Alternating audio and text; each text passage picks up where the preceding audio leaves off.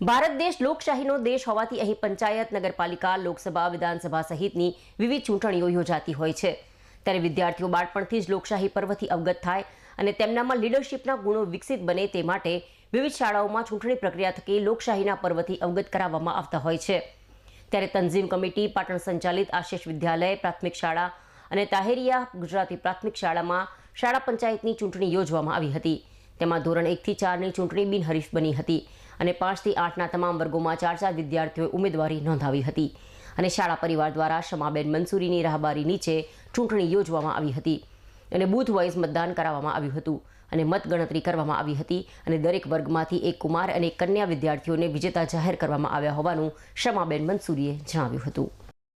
સંચાલિત આશીષ વિદ્યાલય પ્રાથમિક શાળા અને તાહેરિયા ગુજરાતી પ્રાથમિક શાળામાં શાળા પંચાયતની ચૂંટણી યોજવામાં આવી હતી, જેમાં ધોરણ 5 થી 8ના વિદ્યાર્થીઓએ 4 વિદ્યાર્થીઓએ પોતાની ઉમેદવારી નોંધાવી હતી। વિદ્યાર્થીઓએ ઉત્સાહભેર મતદાન કર્યું હતું અને આ મતદાન પછી ગણતરી કરી વિજેતા જાહેર કરવામાં આવ્યા હતા। આ ચૂંટણી પંચાયત લોકશાહીની સમજ કેળવાય તે હેતુથી સમગ્ર આયોજન કરવામાં આવ્યું હતું।